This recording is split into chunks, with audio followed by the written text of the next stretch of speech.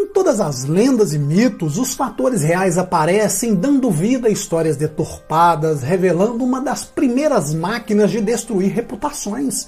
Reputações como a de um misterioso homem que fazia paralíticos voltarem a andar, cegos a enxergar usando as chaves mágicas das ciências alquímicas. Seres como o Conde Cagliostro. Um homem fora do seu tempo, lugar e do espaço, conseguindo estar em vários lugares diferentes ao mesmo tempo. Invejado e cobiçado, seus poderes magníficos geraram curiosidade e medo dos poderosos e da igreja da época. No entanto, ao cair nos braços do povo, sua fama se espalhou pelos países, incomodando o Papa. Foi preso, humilhado e chamado de demônio, assim como sua esposa. Sua história foi manchada de gênio transformado em charlatão e golpista, porém deixou um legado gigantesco com a semente plantada nos ideais de uma das sociedades mais influentes da história humana. Quais mistérios guardam Cagliostro? Como esse homem conseguia realizar tantos milagres? Seria ele um discípulo ou a reencarnação de seu antecessor, o famoso Conde Saint-Germain? E quais os crimes cometeu para que o próprio Papa pessoalmente cuidasse de destroçar sua história?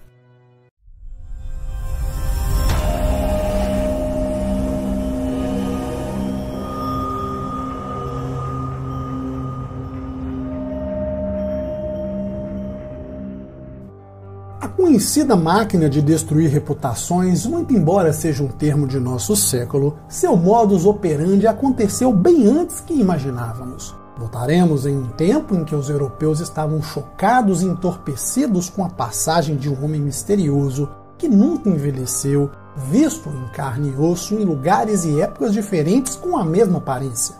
Como um fantasma, o Conde Saint-Germain deixou muitos seguidores que acreditavam que ele desvendou os segredos da imortalidade.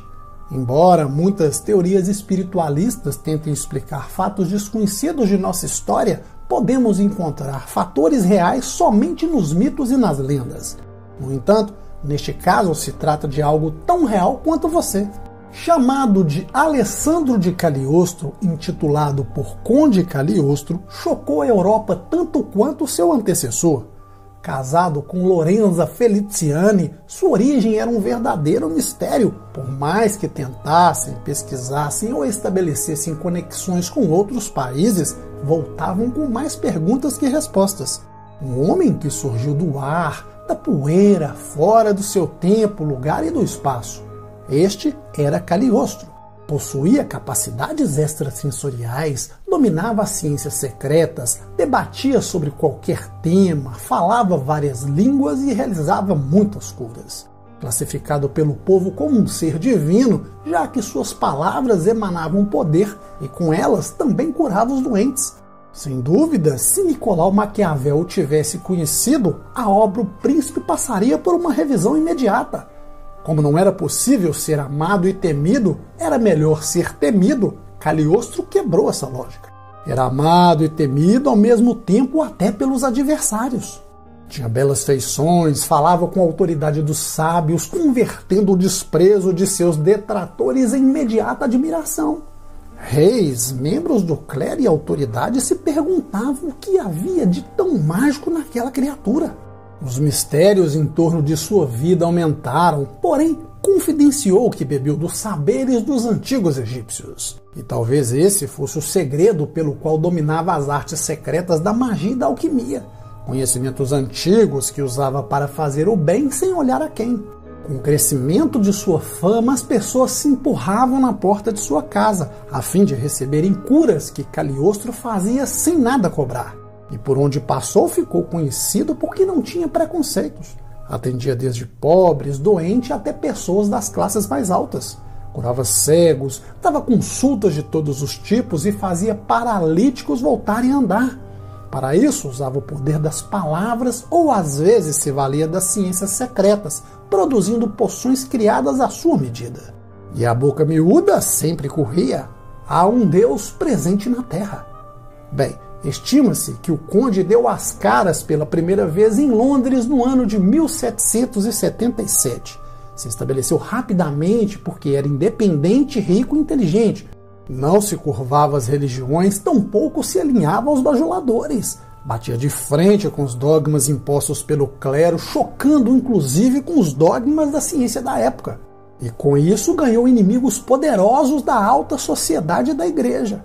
Mas Cagliostro atendia a todos, fez amigos importantes e influentes até no clero, que eram frequentes em sua residência. Contudo, eram poucos frente ao poderio de seus algozes. E como você é inteligente, sabe que essa postura e independência abalaria os poderes constituídos. Eram favas contadas, que mais para frente eu vou explicar. Bem, no entanto, nem longe das benesses do poder e das conspirações, ao contrário de seus inimigos, Cagliostro era recebido com louvores dentro das ordens secretas. E era visto de duas maneiras: como um discípulo de Saint-Germain, ou para os mais empolgados, como a própria reencarnação do homem que nunca envelheceu. O motivo era muito simples. Tudo era parecido. Seus feitos, poderes, curas, alquimia, a capacidade de estar em lugares diferentes ao mesmo tempo e um carisma quase celestial. Para as ordens místicas de outros países, era chamado de o mestre do oculto. Cagliostro contribuiu com a expansão universal da maçonaria, reunindo entusiastas e pesquisadores, ajudando os maçons da época a entender suas verdadeiras origens. Fundou o rito maçônico egípcio e já no início quebrou o primeiro paradigma. Aceitou mulheres em posição de igualdade com os homens. Alegava poder restaurar todos os arcanos, símbolos da pureza e da clarividência, e com isso muitos fenômenos psíquicos aconteciam nas assembleias. Cagliostro ensinava indo da teoria até a prática, porém com uma direção clara. O homem foi criado à semelhança de Deus e assim foi feito. É a obra mais perfeita entre todas da divindade, mais perfeita que os anjos que podem ser comandados pelos homens. No entanto, precisa entender, despertar sua consciência, trazendo de volta seus poderes internos. E isso é a manifestação do sagrado, o homem 3 vezes regenerado, agindo como um multiplicador do divino, uma obra de Deus, do absoluto, conforme foi concebido. Bem, Cagliostro dominava as artes da alquimia e reunia seus interessados, porém ele separava em 2 tipos, os materialistas e os místicos. Os alquimistas místicos eram focados em sua própria alma, na simbologia, como defendem a Ordem Rosa Cruz. Por outro lado, havia os alquimistas materialistas, que eram inegavelmente a maioria. Esses eram focados em transmutar metais, aquela velha história que você conhece, em transformar metal em ouro. Bem, e como eu disse no início, eram favas contadas. Seus opositores começaram a revirar sua vida e se dividiram em 2 vertentes. Os primeiros provariam que o conde era um infiltrado de outro país. Os segundos iriam provar que, na verdade, Cagliostro manipulava o povo e era um perigosíssimo charlatão enganador. Com o tempo, passou a ser mais odiado porque suas curas inexplicáveis humilhavam tanto os religiosos quanto os médicos, enquanto era amado pelo povo. Assim, temido e amado ao mesmo tempo, foi processado. Sua esposa foi presa. Criaram mentiras, acusações, atribuindo as piores atrocidades que vocês nem podem imaginar. Por 6 meses ficaram presos, depois foram soltos com pedidos de desculpas e carregados no braço do povo. No entanto, seus feitos e sua fama incomodaram a Inquisição, a mais terrível de todas as instituições. E foi um passo para se tornar o diabo que andava entre os homens. De charlatão virou ladrão ardiloso e mais coisas que nem compensa falar em vídeo. Bem, daí a igreja ligou o botãozinho e colocou para funcionar a máquina de destruir reputações. Em pouco tempo forjaram relatórios, produziram documentos e criaram várias e várias falsas histórias. A cargo da Inquisição ficou a parte de ameaçar testemunhas em nome de Deus, a fim de corroborarem que Cagliostro realizava rituais com orgias e se dedicava às artes das trevas. O ponto alto aconteceu quando o Papa Pio VI e o cardeal Francisco Sardelli condenaram o conde. O pretexto usado foi que havia uma conspiração de maçons que inflamavam os iluminados, os bruxos, os satanistas e, na verdade, todo e qualquer tipo de inimigo que fosse contra a igreja. Tudo ficou na conta de Cagliostro. O santo Papa Pio VI, em conjunto com a rainha de Nápoles, expediram um mandato de prisão. O conde e a esposa foram presos em Roma. Tudo de suas lojas foram confiscados pelo clero. Sua esposa foi parar em um convento, depois levada a outros e outros lugares desconhecidos até desaparecer. Ao conde restou-lhe o frio e temido calabouço, onde foi torturado tantas vezes que os dedos das suas mãos são incapazes de contar. Mas isso não era nada. O diabo, em forma de gente, merecia mais. Passou fome, sede, dormia em meio ao sangue, vômitos, cocô, xixi e ainda levava surras e mais surras diariamente. E não estou exagerando, porque os documentos mostram relatos dos soldados que nem são apropriados para dizer em um vídeo. Mas é bem pior do que isso.